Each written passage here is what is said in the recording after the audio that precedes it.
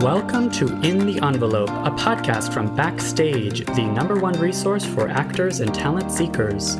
I am your host, Jack Smart, awards editor at Backstage, and I'm here to guide you through every aspect of the entertainment industry with the help of some of your favorite stars. These intimate, inspirational conversations with today's most award-worthy film, television, and theater artists provide you, dear listener, advice on how to live the creative life, personal stories of success and failure alike, and maybe, just maybe, a tantalizing glimpse in the envelope.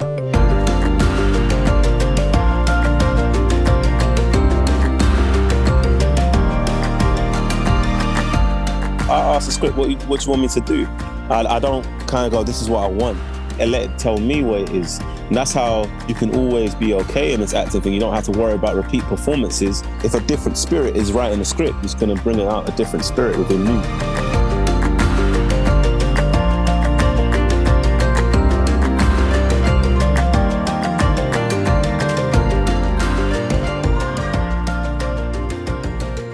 Welcome back, listeners, to another episode of In the Envelope. Testing 1, 2, 3. Here I am in my closet. You joining me for another episode of In the Envelope, another deep dive interview with another brilliant talent. The voice you just heard is that of now 2-time Academy Award nominee Daniel Kaluuya. Listen, I'm just going to get really real. I'm going to get real with you all now. I think there is no one on this guy's level, like on an acting, on a craft, on a level of reacting and responding on camera, on a level of immersion into the character, physical acting, in the moment acting. Daniel Kaluuya is, I don't want to say peerless. I mean, I do think that there are only probably a handful of actors who could really genuinely speak to him about the craft of acting on his level. As you'll hear in this interview, I was so stunned. I mean, minutes in, he was saying things I've never heard about the craft of acting and speaking really truthfully about his own processes, even when sometimes I think it's almost really hard to articulate what he does. And he kind of does an amazing job of bringing his subconscious methods and procedures of constructing a character to life here. We're so thrilled to have him. I mean, what an amazing, successful actor. You may know him, of course, from Get Out. Was his first Oscar nomination, his big breakout. Depending on where you count his breakout, he was in Skins as a teenager, which is a famous British TV show. Side note, a lot of American audiences are surprised to learn that Daniel Kaluuya is British because he has an impeccable American accent and plays lots of American roles, like in Sicario, Black Panther. Maybe you've heard of Black Panther. We talked about Widows and Queen and Slim a little bit.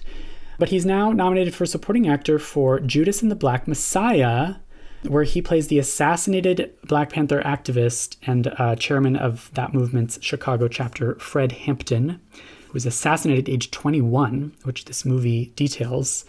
This movie is from writer-director Shaka King, who we have a wonderful Meet the Maker feature on. Shaka King now double nominated for the Oscar. This movie was nominated in 6 top Oscar categories. It's amazing. I have here, quote, Untitled Fred Hampton Project, cast background work on Backstage, which of course is very exciting for us. It's cool to see that didn't have a name yet. Also, what a great name they ended up with, Judas and the Black Messiah. Oh, it's great. So we'll link to that Meet the Maker. Do stay tuned after this interview for Backstage casting insider Christine McKenna-Torella's update for working actors, which this week, as all weeks, is super, super informative. And without further ado, we are going to take a quick break and hear from the stunningly good Daniel Kaluuya. This episode of Backstage's In the Envelope is brought to you by Judas and the Black Messiah. Nominated for 6 Academy Awards, including Best Picture, Judas and the Black Messiah is the story of Black Panther chairman Fred Hampton, played by Oscar-nominated Daniel Kaluuya, and FBI informant William O'Neill, played by Oscar-nominated Lakeith Stanfield. For your consideration, Warner Brothers' Judas and the Black Messiah is in theaters now.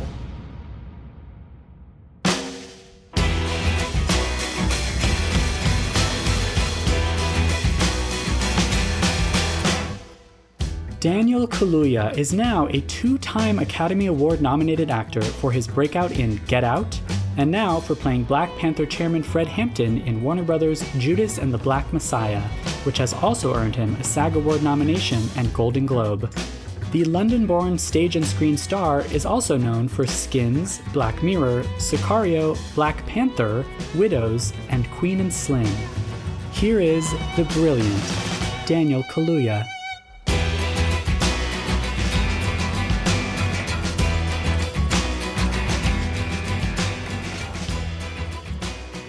Daniel, hi. How are you doing? I'm good. How are you? Good. Were you just doing something with the SAG Awards? Is it secret? Yeah. Is it a secret? Yeah. No, it's like portrait. Like I think they're just taking pictures of all the nominees. So it's just that. Very cool. Congratulations on your SAG nomination and your Oscar nomination and your Globe and all of the success for this film. Thank you. Thank you so much, man. I can't wait to talk about it. There's so obviously we are Backstage's podcast and we are all about the craft and career advice, the inner craft know-how. And I do feel like Chairman Fred must be the perfect opportunity to talk about your craft and your acting. How did you approach this character? I mean, how this real life person character, what did you do differently this time? Are there things that you do for every role to prepare for every role, or is it completely starting from scratch every time? Yeah, I'd read the script every day. Like if I'm like 2 weeks or a bit more than 2 weeks, I'll just read the script every day, set aside, read the script every day. And then I would do this exercise where write everything someone says about you, write everything you say about yourself, write everything you say about someone else, and write the facts. Like the facts are like, if a character had a brother, he has a brother. He has a grandma. Any facts that are in the script, write those down. And then how I kind of see it is that your character lives in what you say about yourself or what someone says about you. So I have to signal both. So then it just, in that sense, it instantly makes it more layered. So I did bring all that to this. However, it was just because I'd never played a real life person on screen before. I've done it in a play. So it was just like it was how I see it is that you create, when it's a fictional character, you create the target and you create the boundaries. While when it's a real person, you inherit that. So you can kind of sometimes feel like it's less creative, but it's that thing where you just have to make something in a tighter spot. And actually, it's not boundaries; it's guides. It's like it's telling you this is the truth. Make this decision instead of going. The process is about me making the right decision. The process is about me listening to what the right decision is. That's so fascinating. That's so spot on. Is it true that it's like? Do you also have to invent for every time the script does not have a detail and you want to fill it in? Are you creating backstory? No, I just lean on the facts. I layer the facts. Sometimes I used to do backstory and it didn't resonate with me. Gotcha. Okay. So because I just like, you are your backstory. So I was just like, if I am my backstory, you're not aware of your backstory. It's just you are that. So that's the facts. You kind of layer on the facts. And so your backstory is your decisions you make. The backstory is how you choose to say your backstory. And I make in order to say a certain line a certain way, I go, why does this person do that? And create a backstory to justify that line. But I just use the script as opposed to make something else alongside the script, because that's just me creating something new. Gotcha. Yeah, I mean, going off of that, this is maybe a big question, but do you think of yourself as the character? Like how much of a distinction, how much of a separation is there between you and your characters? And maybe this is different for just Chairman Fred. I think there's an element that you come to the character and you find, because you're using yourself. What else I saying is like, I'm using who I am to show you who I'm not. Oh, wow. So it's that. So you kind of are finding elements of yourself that you connect with in order to show who you are not. Because you're not in that environment. You haven't made that decision. You don't come from that place. You're not speaking that way. But it's all from me. Do you know what I'm saying? Is how I see it. That's so beautiful. That's this is the nerdiest actor stuff that of course we love to hear. Oh yeah. I'm a geek. I'm a bit of a geek. But I don't even realize that I'm a geek. Like I probably I'll go in a cave and I just shut myself away for 3-4 weeks and I'll do that. But I don't know. I just think of things. Yeah, well, I think that's always a sign of a great actor. I almost want to ask, like, where does this all come from? Like, take me back to the very beginning. I know that you had children. Improv theater is it safe to say that was kind of a big part of your foundation, your background in this craft? Yeah. Improvisation was how I got into it, doing it on the weekends and Fridays for like 3 years. So I didn't really look at a script till I was like 16. I started when I was 13. But there was also writing. Yeah. I used to write as a kid. I wrote plays when I was 9 and I got performed at Hampton Theatre. And then when I was 16, I got back into playwriting. But I used to write plays in the sense that I would think them up and tell the actors how it would be and use it that way. Because I come from a divisive place. Like you would think of the idea and the idea would be fully formed. Then you go, yeah, do that. And you want the actor to bring new ideas. And then I would write it down only because like the lighting person needs the cue or this and that. I would write it down in that sense. So, but like, I feel like creating with someone is writing. I said the typing is just the documentation. Cool. Yeah. And that's the same with improv. Like you are creating material. You're just maybe not necessarily writing it down every. Yeah, that's why it's a bit. So improvisation is a creative art, while acting, I feel, is an interpretive art. You know, I feel like for me, it feels like, as a friend said that to me, it's like there's two different disciplines. And so you're creating a character, you're creating a life, creating a world. However, you're interpreting what is already there. Well, in improv, you don't have anything. You just go in there, you got to make something up, and then you interpret what you make through the scene whilst doing it. And this all kind of informs your acting craft today. Like, do you see yourself using those fundamental skills? Yeah, because I always add a line here and there. And if a scene doesn't make sense, I'm like, this don't make sense. Okay, yeah. I just go, not even like, I'm just saying this doesn't make sense. You know the character, you're the authority on that character. So if you see something doesn't make sense in the script, you're going to say something. I'm just coming from a very logical space. I'm like, if I do this like that, why am I doing that? It's not only the line, it's not the, it works for the camera, but I'm like, it doesn't work for the mood. Like it's going to look, I can't, how do I say the next line? It's just, I come from a very logical, like, in the real world, would this make sense? Because characters don't know they're in the film. Yeah. So I go, this is for the shot. And I was like, well, I can't care. My craft is to care about the shot, but as in terms of making sense of the line, the shot isn't in consideration. So, and I'm saying I do like perform for the camera. I do that, but I want always to feel like the character is not aware that the camera is there. It's like a fine line. It's kind of like Keith does it a lot in a lot of his performances that I've seen where he kind of like, he's basically, and I do it a bit in Get Out, but he did it more in Get Out where he's like showing, like, so you say in Judas, like Lakeith is showing you and the audience know that he's lying, but he has to go in the scene and actually make people feel he's telling the truth as well as signaling to the audience he's lying. That's like a pronounced, amplified version of what an actor does on set. Because you have to signal to the audience, but also come from complete truth so that you don't lose the audience while you're signaling them. Yeah, that weighing it sort of goes back to what you were saying about like writing about, what did you say? I write statements about myself and then I write statements about what other people think of me as this character. Yeah, it's like decisively ambiguous. That's how I call it. It's like, I'm going to say a line and I mean this. However, it's interpreted about that. So then you make a decision on tone. So you're saying it with that meaning, but your tone is off. You know what I'm saying? So that person's receiving it at that. And if the tone is off receiving it, then you understand that person listens to tone and doesn't listen to words. So they're triggered. You know what I mean? It's just, oh my God, yeah. It's a lot of that happening. You know what I mean? Decisively ambiguous. But this is not something that I say it in an interview, but it's not something that I'm conscious that I'm doing. This just makes sense to me. You know what I'm saying? It's not like, I'm doing this prep. I'm just like, this just makes sense. Right. You know? And that, like you said about the backstory too, we as people are not walking around constantly thinking about our backstory. It is subconscious. It is subtextual. We are reacting to our backstory. You know what I'm saying? How I'm deciding to respond to you just now is connected to something I have seen or something I have experienced in a similar interaction. That is the backstory. You know what I'm saying? Yeah. And very few people are just present and just reacting from that space. Yeah. You know? Is it the distinction between acting and reacting? Yeah. It's like, but I see it as more as responding.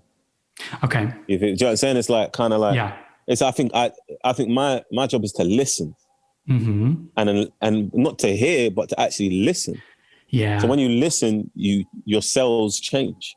If you listen, if you had an idea, if someone, like say Dominique, is in a scene and she flipping says a line to me, in rehearsal, and I'm like, oh yeah, cool, okay, and then I respond to it. If she decides in the heat of the moment of the take and changes it, if I say it the way I in a rehearsal, I'm not listening.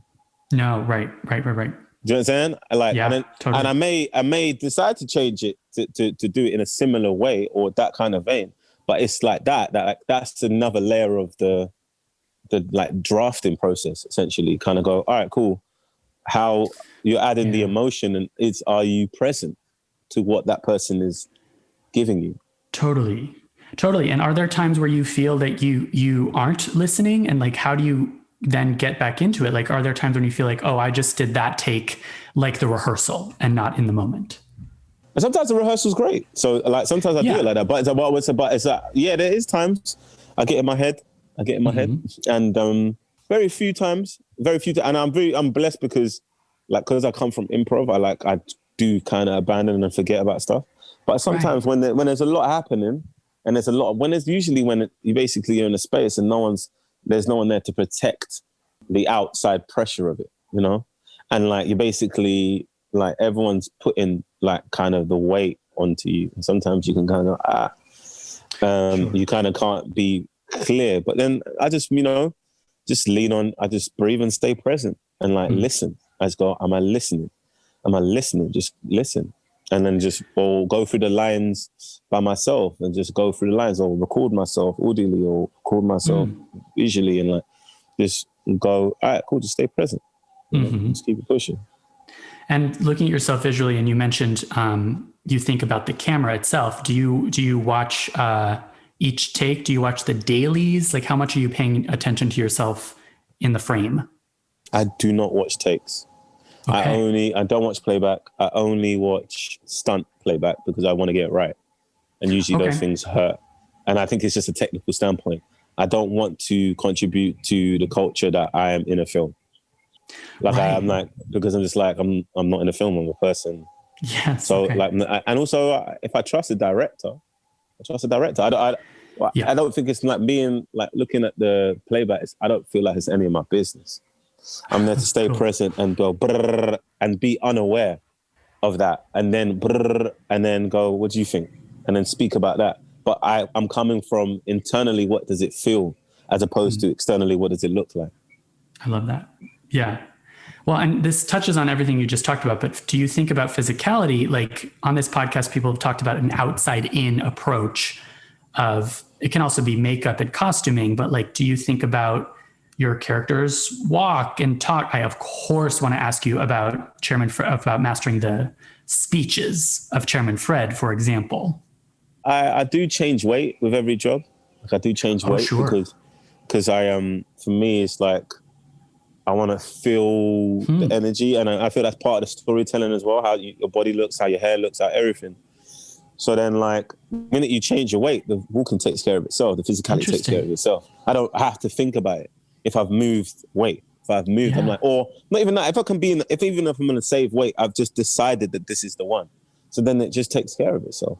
So if I'm gaining weight for Chairman Fred and I'm doing deadlifts, I'm eating more, and this is that and the other, I've got a bigger, like a more grounded, heavier energy, you walk differently. And like, but that's to give the audience a subconscious indication of something that I felt consciously when I watched Chairman Fred's videos. Gotcha. It was like there was a weight, there was a heaviness, there was a presence, and then I wanted to bring that energy. So then when you do that, then the physicality just sorts itself out, because you can't move as you, because you're physically not even you. So cool. That is so nerdy and cool. Oh my God. And you've spoken about this, of course, in several interviews, but I wanted to ask about you're playing someone who gives speeches. So of course you have to think about his voice. And you mentioned that filming a lot of those scenes where he gives these big rousing speeches felt more like theater than like film. Like, how did you reconcile, again, this process of reconciling you and the differences between you and the character? How much of it are you trying to do imitation how much of you are like training? I know you did opera training for this role. Yeah. I did a lot of conditioning with the opera training. I did worked a lot with just to engage my diaphragm and to condition my vocal cords, because it's like it's actually more intense than a play, because in a play you do like a 2-hour, 3-hour play, whatever your vice is, and then but this is like you're doing it for 12 hours. Wow. Yeah. So it's not like no one does speeches for 12 hours. Not like so it's that thing where, and so I had to be peaceful with the fact I'm going to lose my voice, but I can't ruin my voice. Yeah. So I had to protect it and I had to condition it. So I did that, and then I am in a play. Like, is that like how I say the demands and just a different kind of performance? You know what I'm saying? It's like, in a sense that, like, I don't know, I got really inspired by when I was on Sicario by Emily and Benicio and Josh, and how small they made it. Yes. It blew my mind. It blew my mind. I was like, they're doing nothing. You know what I'm saying? So it was a real education on film acting, that show. And so I kind of carried that on to Get Out, and it's something I was playing with, but I really carried it on and wanted to kind of lean in it with Widows and all that stuff. But this is like, you're doing everything, you know, and you're going against the tendency to give less so the audience can lean in. Yeah. But you realize you got to just give everything. And and as long as it's rooted in truth, then the audience will lean in, is how I feel. And also it's the words that command that level of energy. So it's not even like I couldn't even do it any other way, how I see it. Yeah. Because you are speaking the exact words of the exact speeches that he gave, right? In the I Am Revolutionary, I'm saying the exact words. And so that's, of course, that goes back to what you're saying about like the script is king. That's what really guides you. I just listen to the words. I ask the script, what do you want me to do? Yeah, cool. I don't kind of go, this is what I want. You know what I'm saying? Especially if I love a script, I don't go, what do you want from me? You know what I'm saying? I go, I let it tell me what it is. And that's how you can always be okay in this acting thing. You don't have to worry about repeat performances. If a different spirit is writing the script, it's going to bring out a different spirit within you, even if it's similar. You know what I'm saying? Like, so I say the guy from Get Out and the guy from Queen and Slim are quite similar. You know what I'm saying? Okay. But because it's coming from a different place, they feel different. Yes. And it's like, if I went with them, like, oh, this is what I want, for me, that would make it more similar. This episode of Backstage's In the Envelope is brought to you by Judas and the Black Messiah. Nominated for 6 Academy Awards, including Best Picture, Judas and the Black Messiah is the story of Black Panther chairman Fred Hampton, played by Oscar-nominated Daniel Kaluuya, and FBI informant William O'Neill, played by Oscar-nominated Lakeith Stanfield. For your consideration, Warner Brothers' Judas and the Black Messiah is in theaters now. I've never heard this idea of collaborating with the script, like asking the script what it is that is asked of you. That's why I spend so much time. I told you I'm reading the script every day. That's why I'm going through the script. And I'm spending time with it, because sometimes the filmmaker is not aware of what their subconscious is saying in the script sometimes. Do you know what I'm saying? So it's like finding those spots and like leaning in, because you're going to have to live in it in the script and like live in it in a certain way and move that you've lived in it for like 30 years that you've been here and this is what it is. You know what I mean? So I would go towards it. And allow it to tell me what to do with the director. That's so beautiful. Yeah. Well, so that was sort of my next question was like, what was the collaboration with Shaka King like? Because you must be able to bounce ideas off of him. And was there also that situation you mentioned about improvising lines and adding stuff? Yeah, it was a couple lines here and there, and you add a couple things. I mean, like, it was working with Shaka was incredible because he's so collaborative, you know, and you present something and he's so open, you know, like he's like a personification of strong opinions loosely held, and so you can really build with someone like that. You know what I'm saying? So you're like, oh, like this, that, and this, like, and like he really guided me with Chairman Fred and saying, yo, let's go here and let's do this, and giving me the reading list, asked for the reading list, or making me like for 4 days and sitting down with him and actually saying the speeches and just pushing me in. Let's do it. You know what I'm saying? It was like the most, because you can be in your head about it, you know? You can be in your head like, how would I do it? You got to just say it, and you got to say it in front of people you don't really know.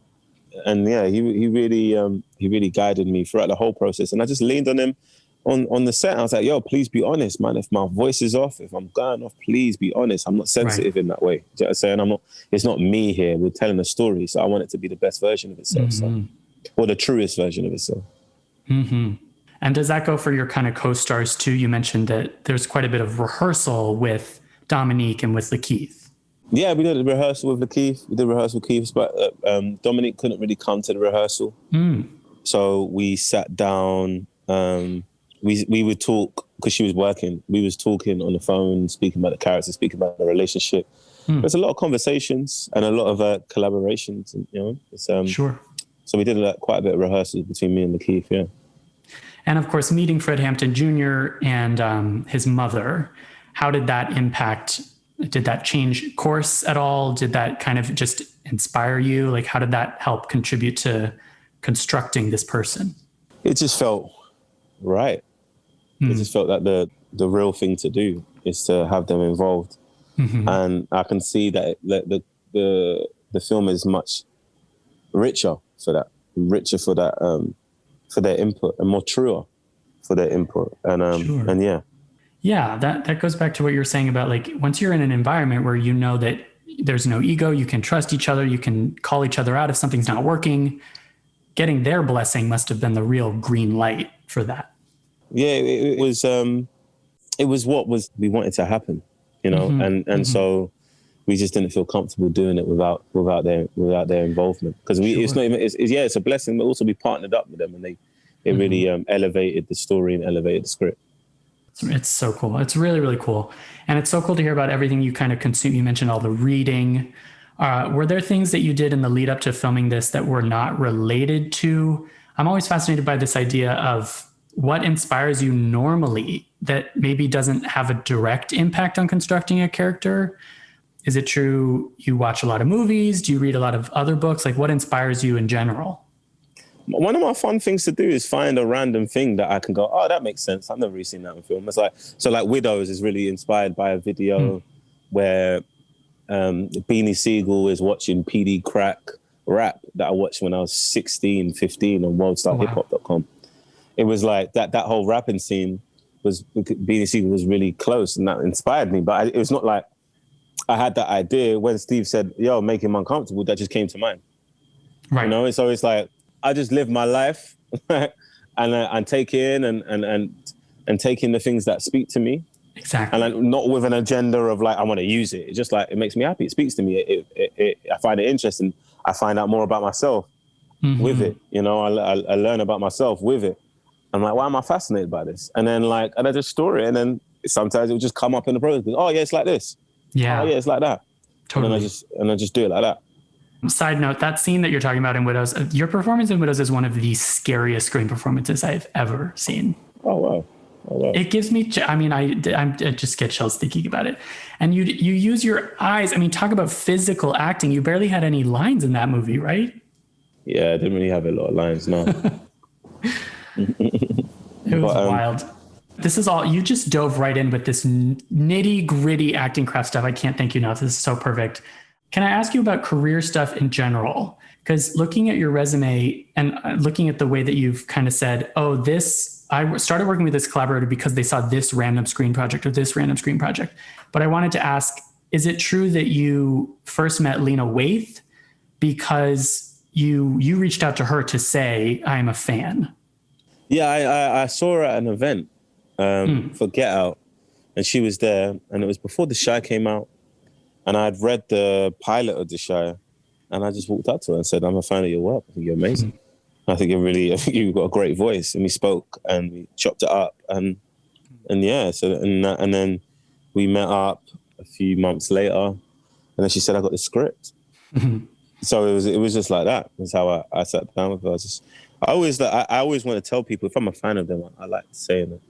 Right. And the reason I ask is because it's we talk so often with actors on this podcast and what they can do to advance their careers. And in general, it is like turn in great work in any number of different projects because you never know who's going to see those. But that's such a great example of like you were proactive and you reached out and you did it from a place of honesty, like you genuinely admired her work, right? Yeah, I just genuinely admired it, and then it just brought fruits, and it brought fruits. So I don't know. I just keep it real, and then like if I love someone, I tell them I love their work with no agenda. If I love someone, if I love someone's work, I sit down with them. I go, I love your work. I think you're interesting, with no agenda. And then like we'll see what happens. We'll see what doesn't. Like it's usually it doesn't work. It doesn't end up into anything. But I'm like, if I feel a moment, I got to speak to this person. I'll reach out and if it's like gone to a pressure cooker point, you know what I mean? So and then just move like that. Yeah. That's great advice. I mean, we're all about the early career advice. Like what else do you tend to tell actors who are just starting off? Like, of course, reaching out to people, that's a great tip. And turning in great work, of course, is great advice. What do you generally tend to tell people? Just like keep doing it. You know, I feel like a lot of time this kind of game, you feel like going to auditions, waiting for the feedback of auditions, or is doing it. I just don't think it is. I think telling the story is doing it. You know, so it's like whatever it is, whether it's sketch, like I used to do sketch like online videos back in the day, like whether it's a sketch show, sketch idea, whether it's short film, whether it's getting like you're telling the story from beginning to end, like you're getting the hours in of your actual job. All the auditions, all that stuff is to facilitate you doing your job. Gotcha. I mean, you know what I'm saying? It's like practicing being a great in the job interview, but are you great at the job? Yeah. Like, have you done the hours in the job? So I just didn't wait for I was getting jobs in the industry, but I was doing other stuff with my friends and making stuff with my friends and like building with that and just getting that, playing around. Because sometimes it is game time in these big jobs. But I need to have played, like I did a short film like 2 years ago. I think. Was it 2 years ago? Yeah, it was 2 years ago. I did a short film just before I shot Hampton. Shot Judas. I did a short film and then like, and I just, you know, like I just did it. Like, and I played around and like wrote it, do it to friends and we just did it. So because I just still want to do it. I still want to play. Like I don't want to, because then I feel more confident when I'm in the big games. You know what I'm saying? That's how I see it. Like, so it's like getting with friends and do it. Like, and look around you. Don't always look up, because the people that you perceive as up are busy. So it's harder to build with them, you know? So I always looked around me. I always looked around me. I built with people around me. I didn't go, I want to be accepted. I'm like, I accept the people around me. Yeah. And we're the wave, as opposed to, God, please let me in. Yeah. I don't like asking people to let me in. Sure. Well, it sounds like auditioning is not your favorite thing. It's not your main focus as an actor. No. I tell you this now, though. I love an audition, though. I found it fun. It's what I'm trying to say. It's that I found it fun. Yeah. I'm just saying I found it fun because I was doing it. Yeah. It's like it was an opportunity. I was like, see, it's like a class. I was like, it's an opportunity to do it. Cool. Yeah. But I didn't. I'm saying I'm not only doing it in the audition. Exactly. Yeah. I'm doing it, and I'm all these short films. I'm not getting paid for these things. Of course, right. I'm just doing them. Do you know what I'm saying? I'm like, a lot of time I'm making a loss. But absolutely. So it's like just passion. It's just I'm doing it. So like when I'm in an audition, I'm in the mindset. I'm doing this as opposed to I'm trying to get a job. You're all about the craft, and you're certainly not about making auditions like the be all and end all of your creativity and of your success. It just isn't the be all and end all. Yeah. It just and I get it with certain people in certain places. It is like getting an audition and getting that break. I identify that. I've been there. I know it. Do you know what I'm saying? So, but it's like if you look at it clearly and factually, it's like how do you make sure that you're the best version of yourself when you're walking into the audition? And I found that for me is that the fact that like I do this way more than I do it in here. I act way more than I do it in this room. Right. I do that. I tell story. I tell bigger, like, if you want to get strong, you're going to and you want to do like, I don't know, 12 reps. If you want to get good at playing 12 reps of bicep curls, like you're going to do 14. So when it's game time, you do 12 is easy. Yes. Okay. If that is it's that like I always go, what's the hardest space? And I'm doing the hard space. So this audition, it makes me right size the audition, and the audition is just an opportunity to help. It's what George Clooney says, or I think it's Bryan Cranston. I can't remember which one. It's like it's an opportunity to help them solve a problem because they have a problem, and you help them solve it. And then if you just give everything, but you may not get that role because you're not right. It's not like you're not right, but it's that thing that they'll remember you because you came with energy. You wanted to help. You wanted to serve. But also, it's like that Malcolm Gladwell thing. It's like you're not actually going up against as many people as you think you are. So I'm saying there's only a very few amount of people that like can really physically do that job that you're auditioning for. So I always used to have that mindset. I was like, oh, like going up against probably 4 people. Yeah. 2 of them, one of them's working. And you're going against 3 or 2, another person. So you're like, cool, I'm gonna do this. Yeah. Like I definitely can make an impact, like, and go make an impact. Let them remember me. So if there's another opportunity, they will call my phone. I don't know. That's how I used to see it. Definitely. And also as you said earlier, like desperation does not help. And like come in with an energy that's not desperation. I love this idea of like just going to do it, just to act. That's what I'm saying, auditions. I was so happy I got to act. Yeah. And I got to have fun, and I would just do it, and I play around, and I around with him, like directors and cast directors, and like be like, I'm like trying to make them laugh, or like doing what you want, or like make them uncomfortable. Like it was fun to me. Like, because it's an audience, and there's an audience that's listening. You know what I mean? And it's just like, I just got in there, have fun, had a vibe, and I just left. Yeah. You know what I mean? And then like they call. If they don't, they don't.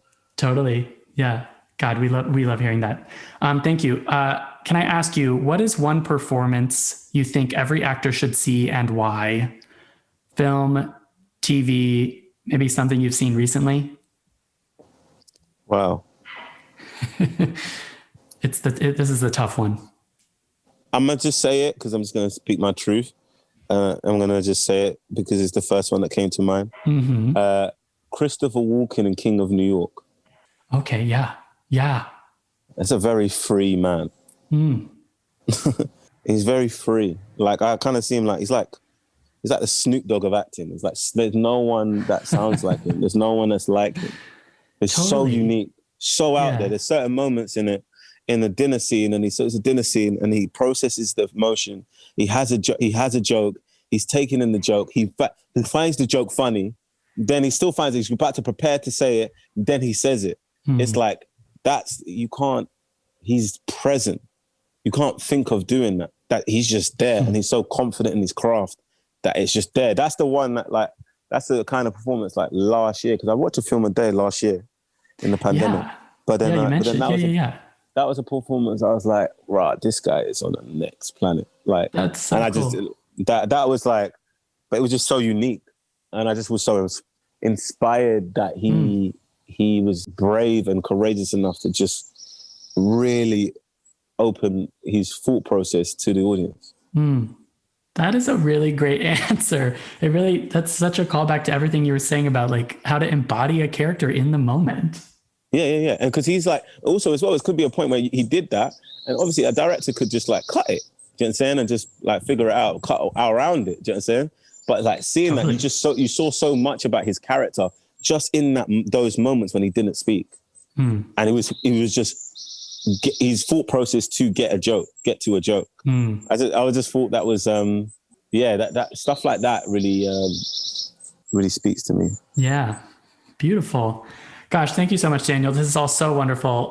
Do you have any parting words of wisdom for your fellow working actors? Listen to yourself and know yourself. What a perfect note to end on. Daniel, thank you so much for taking the time. And again, congratulations on your Oscar nomination and all of the success for this wonderful, wonderful film. Thanks so much, man.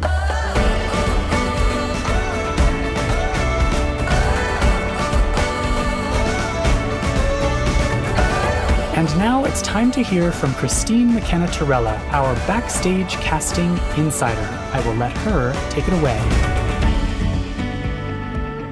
Hi guys, Christine McKenna-Torella here. One of the most interesting innovations this year from Hollywood has been the decision by Warner Media, the parent company of HBO Max, to release new movies in the cinema and on the HBO Max app at the same time. And I don't know about you, but I find it thrilling, right? Don't get me wrong, I very much want to be back in the cinema. I want to have that collective movie-going experience. But right now, a lot of cinemas are shut or seeing, very limited views, and being able to see new premium movies in the comfort of my own home is amazing. The one thing I want to point out is that movies like Judas and the Black Messiah are on the app for 30 days after the initial release, and then they go away again. So they're not on the app forever, so don't sleep on it. So either way, see it in the movies, see it on the app. It is absolutely phenomenal. Highly recommend. It is moving and timely, and I'm not surprised that it is up for awards this season. As you guys know, I love theatre, and I have cast projects from Broadway to regional and international tours, and I'll be honest, I have found it tough in the last week. We've just passed the year anniversary of what would be what's infamously known as the 2-week shutdown that has been more than a year. And you may have caught in the news that there is an action plan that's been released by American Actors Equity Association about how to get back to work and how Broadway needs to have some measures to get back to work. And in return, actors in the union wrote an open letter to the leadership of Equity asking for more action and transparency about how they will actually get back to work. So if you haven't heard about this, or you're feeling a bit overwhelmed about all of the details, in the next episode, I'm going to discuss the main points on both sides so you feel a bit more informed about the situation. But first, I wanted to kind of start the week on a high, and let's talk about some of the upcoming theatre projects and the successes and insights we have from around the world. I'm going to cover Australia first because Australia is leading the way, and that's partially to do with the low COVID cases in Sydney. So theatres in some areas of Australia are opening. A revival of the musical Pippin opened in November, and shortly after that, Disney's Frozen reopened. Come From Away is playing in Melbourne's Comedy Theatre. Harry Potter and the Cursed Child opened at Princess Theatre in February, and Hamilton has begun previews at the Sydney Lyric. So that makes Sydney the only city in the world with a live production of Hamilton right now. In an article for the Washington Post, the Australian producer of Harry Potter and Hamilton, Michael Castle, said, it comes down to sort of two bubbles we're dealing with. So one is the bubble of the company and keeping everybody who's on stage and backstage essentially isolated. And then the other is the bubble of the audience. And how they've been doing that breakdown, how they've been keeping everybody safe, theatres have worked closely with local health departments about safety measures. Cast and crew are regularly tested for coronavirus, as you would expect. They have QR codes so that all audience members check in a sophisticated way of tracking for any outbreaks. And as with the case of Come From Away recently, the shows will shut down if there are local outbreaks of COVID in the area. So far it's been rather successful, and it's very encouraging to see, theatres open and back to work. So over in the UK, theatres are still dark. Andrew Lloyd Webber has been leading the way here over in the UK, very vocal about how to get restarted. And he has an ambition of starting his new musical Cinderella next month in the hopes of opening in May. And a number of projects are planned to come back or have announced their return dates or opening dates. So 6 will return to London's Lyric Theatre in May. So will Everybody's Talking About JMA at the Apollo Theatre. The Play That Goes Wrong will resume performances in the Duchess Theatre in London June 18th. And Hairspray will also open in June, at the end of June in London Coliseum. July reopenings include Jersey Boys, The Prince of Egypt, and Anything Goes starring Megan Mullally. And the new Back to the Future musical will open in August after the delay, obviously being caused by COVID that didn't get to open in the first place. I'm going to leave you with some good news about US theatre. So that leads me to my casting calls and my casting highlights for today. We are seeing a lot of casting calls for commercial productions returning to the US. So the Public Theatre has announced that they are planning on having Shakespeare in the Park this summer, and the production is The Merry Wives of Windsor. So check out the details of that on the site. Bay Street Theatre in Long Island is looking for actors for their 2021 season. And San Francisco Playhouse is also casting their 2021 season. So for all 3 of those casting calls, the details are on the site of exactly the breakdowns for each play, musical, and role that they're looking for. And as always, there are hundreds of casting calls for every type of actor in every region on the site. So head over to Backstage.com to check these out. Next episode, which is out on Thursday, I will discuss the US theatre situation in more detail. But until then, break a leg in all your upcoming auditions and have a beautiful week.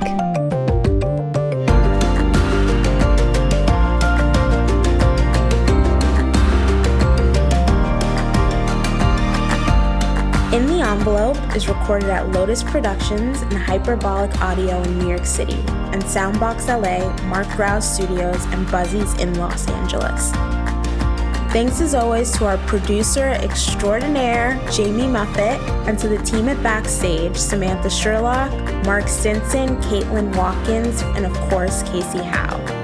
Visit Backstage.com, and don't forget, you can subscribe to Backstage by using the code ENVELOPE at checkout for a free trial. That's right, 100% free. For more exclusive content, join us on Facebook and Twitter at In the Envelope, and subscribe, share, and leave a comment. Who would you like us to interview next? Thanks for tuning in. We'll see you next time for another glimpse in the envelope.